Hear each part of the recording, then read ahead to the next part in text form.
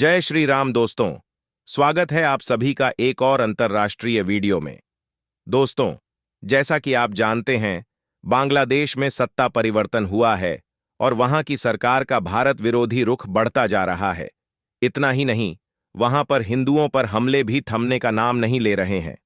और दोस्तों, मोहम्मद यूनुस की सरकार पूरी तरह से पागल हो गई है और बांग्लादेश को दिन प्रतिदिन बर्बाद करने पर तुली हुई है। अब दोस्तों, वहां की सरकार ने कुछ ऐसा कर दिया है कि वहां की फैक्ट्रियां बंद हो रही हैं और इसका सीधा फायदा भारत को मिल रहा है। तो दोस्तों, क्या है पूरा मामला, इसे जानने के लिए देखें इस वीडियो को।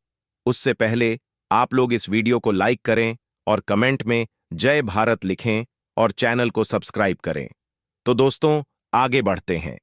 बांग्लादेश में हाल ही में हुए राजनीतिक उथल-पुथल ने पूरे क्षेत्र को हिलाकर रख दिया है।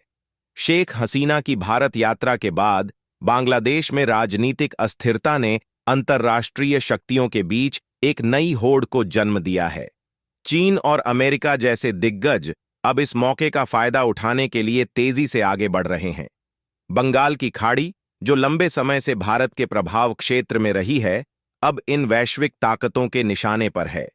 दोनों देशों ने अपनी पकड़ मजबूत करने के लिए बांग्लादेश की नई और कमजोर सरकार का लाभ उठाने की कोशिश शुरू कर दी है। यह स्थिति भारत के लिए एक गहरी चिंता का विषय बन गई है, क्योंकि इस क्षेत्र में चीन और अमेरिका की बढ़ती गतिविधियां भारत की क्षेत्रीय सुरक्षा के लिए खतरा उत्पन्न कर रही हैं। बांग्लादेश की इस राजनीतिक उथल-पुथल ने वहां के वस्त्र उद्योग को तहस-नहस कर दिया है। जहां एक समय बांग्लादेश दुनिया के सबसे बड़े कपड़ा उत्पादकों में से एक था, वहीं अब उसके उद्योग संकट में हैं।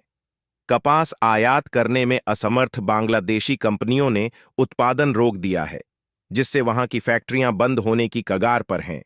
इस स्थिति का सीधा फायदा भारत को मिल रहा है, क्योंकि वैश्विक कपास आपूर्ति अब भारत की ओर मुड़ रही है।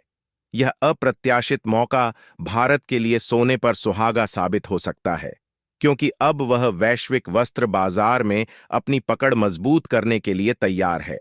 पिछले कुछ वर्षों में भारत ने वस्त्र और कपड़ा उत्पादन में जबरदस्त वृद्धि की है, लेकिन बांग्लादेश हमेशा से इस क्षेत्र में एक मजबूत प्रतिस्पर्धी रहा है।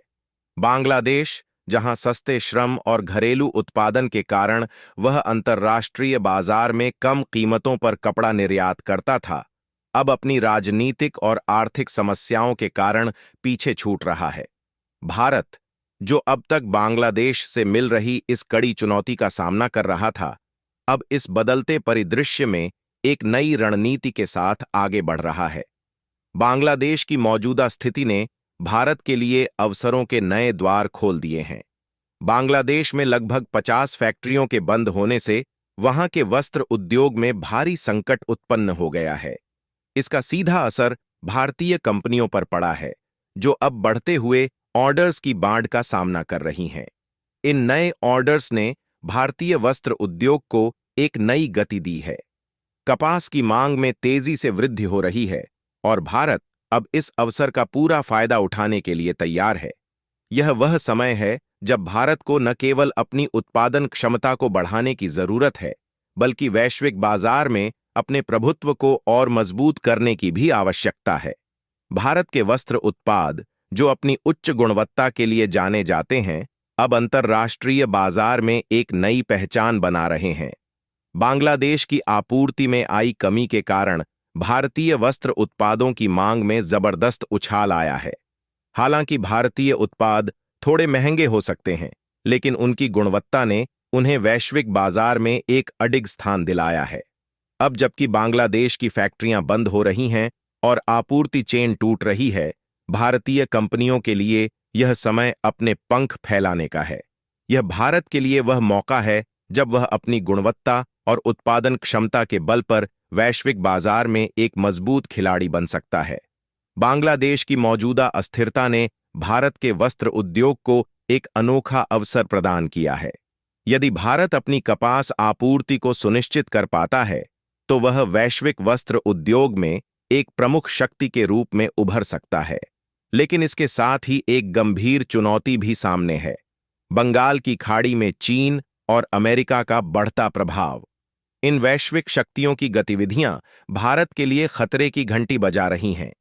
चीन, जो बांग्लादेश को BRI belt and road initiative योजना के तहत आरण देकर अपने प्रभाव में लाने की कोशिश कर रहा है, और अमेरिका, जो अपनी उपस्थिति मजबूत करने में लगा हुआ है, दोनों भारत की क्षेत्रीय सुरक्षा के लिए गंभीर चुनौती उत्पन्न कर सकते हैं।